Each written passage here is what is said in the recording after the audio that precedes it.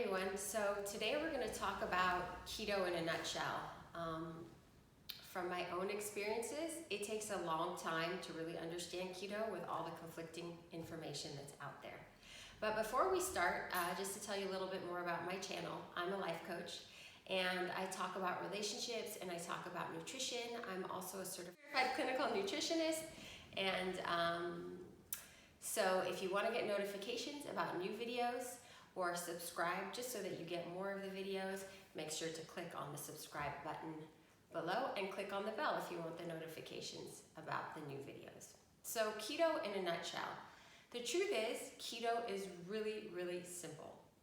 Basically what you can eat is meat, chicken, fish, and eggs, as well as high-fat dairy. So hard cheeses, some of the white cheeses like cream cheese or mascarpone cheese, eggs. That's really the basics of a keto diet. What is a keto diet that's different from a low-carb diet?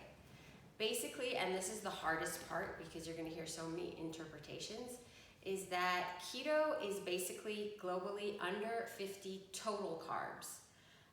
And when you start out, you might get confused between total carbs and net carbs.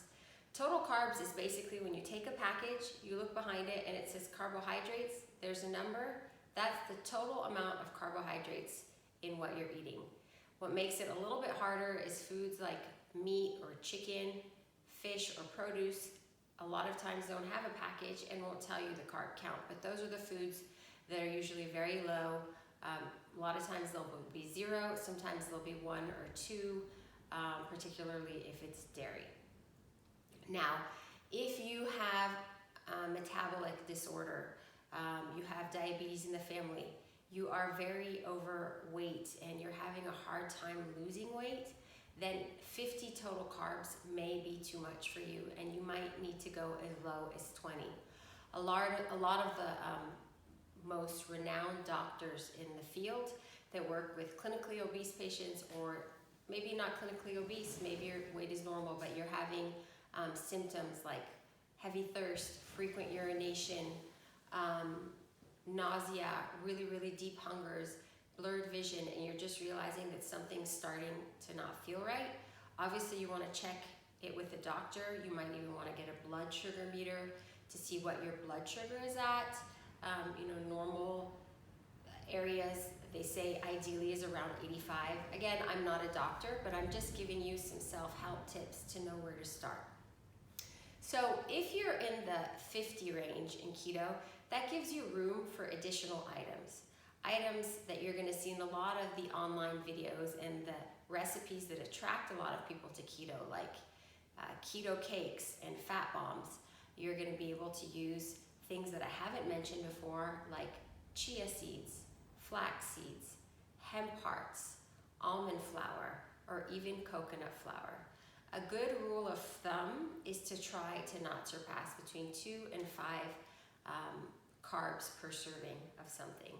Again, I prefer to use total carbs, not only because it's easier to count, but also because net carbs, the problem with it is that it didn't always exist. In the old days of low carb, before it was called keto, there wasn't even such a term, and it was brought on to, they started mentioning net carbs because they wanted to create more room for vegetables for people and to try and create a diet that matched the general nutritional guidelines a little bit better. But what happened with that, and the problem with that, and what causes a lot of people to fail with keto, is then a lot of food manufacturers took advantage of this and started creating packaged foods like protein bars or packaged cookies or packaged snacks that they stated on the front that they're low in net carbs, but really they're foods that are full of carbs. And the way they did that is they took a food heavy in carbs, they added some fiber, they added some sugar alcohols, and then they said that the food is low in net carbs. And a lot of these foods not only can spike your blood sugar despite being low in net carbs, they can also create really bad stomach problems because of the type of fibers that they're using in it. And that brings me to a really interesting point with the keto diet that you're going to hear about a lot is digestion issues and fiber. So why do some people talk about fiber a lot? The old theory was if you eat a lot of fiber, it will help you with digestion. If you have constipation issues, if you have problems feeling full, the old, advice was eat more fiber-rich foods. And in fact, many of us, grew up on or still believe that if we eat, high-fiber cereal, whole wheat, things of this nature, these high-fiber foods will make us feel full, they're heart healthy, and they're good for our health. And the problem with fiber is that not everybody digests fiber the same. Some people can actually get blood sugar spikes even from fiber. So it's really individualized, and that's why it's so important to take the advice that you get and then really get to know your own body the more knowledge you have. Start calculating whether it's, you're not into sitting and using an app. You might want to still try an app, a carb counting app in the beginning, so that you get a better sense of how many carbs are in certain foods. Even some vegetables are really, carb heavy. A lot of times we've been influenced by the paleo movement that might say, hey, sweet potatoes are great for you, honey is great for you, and yet if you look at the carb count in both of those foods, a single serving could exceed the actual amount of carbs you should be having in a whole meal and sometimes a day. So that's why it's really, really important for you to familiarize yourself with carbs. The next thing that they don't always tell you, and you get mixed, conflicting messages about, is fat. How much fat should I eat? If I'm eating keto, then I need to meet my fat macro. And that's why you'll see people having bulletproof coffee, and sometimes they'll be putting, heavy cream and oil and butter in a cup of coffee, and it makes them feel full and it helps with intermediate fasting, but it can actually stall weight loss, because if you're trying to lose fat off your body, one of the things that you need to do is to allow your body to start consuming its own fat. Even if you reduce your carb count, if you have too much fat, then your body will no longer be able to consume its own fat. So it's a balance to play between having enough fat to feel satisfied, to allow your body to be energetic, to feed your brain properly and to absorb vitamins, but at the same time, not overdo it, not feel sick, and not sabotage your weight gain. So, some of the big guys, Atkins, when he started, he was one of the revolutionaries that first started in his induction phase keto, recommended a tablespoon of fat per meal. So let's say you're cooking a plate of you're serving of vegetables yourself, or even for an additional family member or two, start by trying just a tablespoon of oil. Try and use one that's not a seed oil, like an avocado oil or a coconut oil or some butter.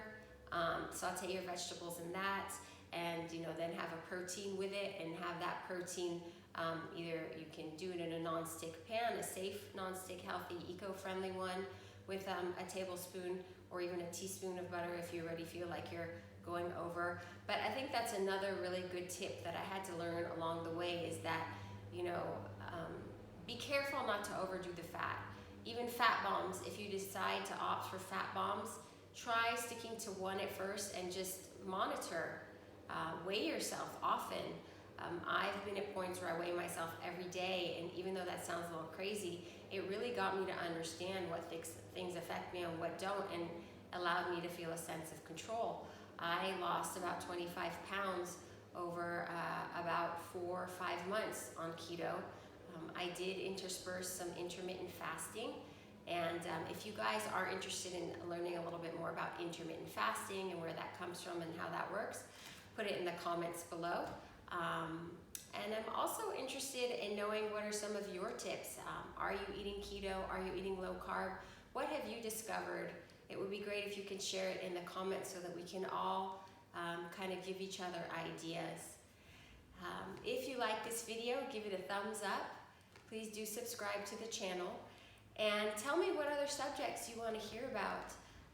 Keto is a whole world unto itself, and I feel that, you know, one of the easiest things is just to have eggs for breakfast, a protein and vegetables for lunch, and then again a protein and vegetables for dinner. That's the simplest way to go, but not everyone can eat that way. Some people don't want to eat that much meat. I mean, I get it. I was a vegetarian, I was a vegan for years, and so it took a long time for me to actually realize that my body does better with more protein sources. But really kind of starting to see all those keto channels and cooking channels, get yourself a good keto cookbook, or start to find a group of people that you really like.